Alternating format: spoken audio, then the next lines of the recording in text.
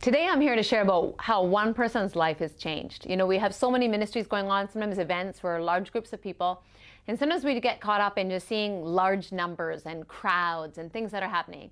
But the thing that's actually really exciting is after all those crowds have gone home is when the follow-up work takes place and you can actually see a real life changed by Jesus. Now, this woman's name and place and those things I have to keep secret for her safety and for the reasons that are going on, but I just wanted to share the story. What happened was about 2 years ago, we did an event in a quite hardcore Muslim area. And even because of that, not so many people came because they were actually threatened by the religious leaders to not come to the event. This lady, she actually came to the event and she was really touched by the love of Jesus. In fact, I remember that when we were there, our students were praying over all the sick, and this lady had a problem in her legs, and she felt a touch of healing take place in her legs.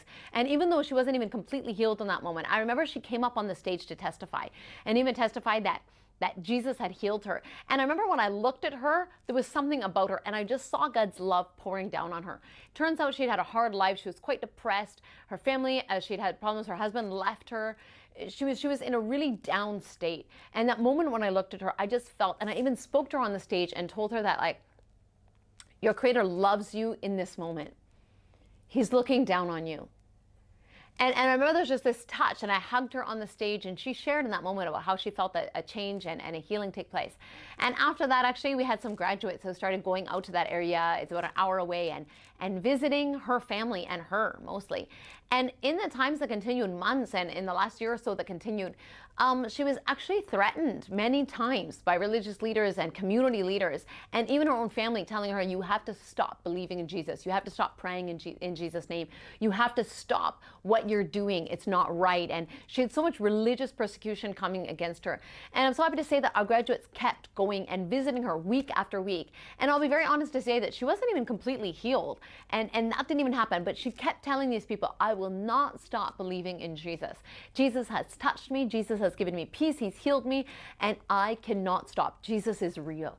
And she stood up against persecution, and it's absolutely amazing. And the most incredible thing is that recently we had the joy of seeing her being baptized, of truly taking a step of showing everyone she is never going to stop. It was not just a thing that happened for a moment. She has truly given her life over to Jesus.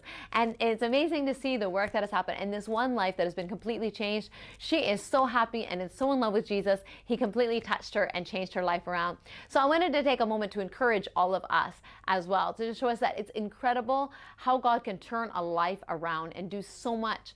And also to encourage us that the work that is going on here, it really needs people on the ground, like our graduates, our missionaries who are going out and visiting these people week after week, every single week, visiting and training them up and discipling them. And we are truly seeing people whose lives are radically changed and following Jesus. Please keep praying for her and for all of our work that's happening here. Thank you for each and every one of you who supports it.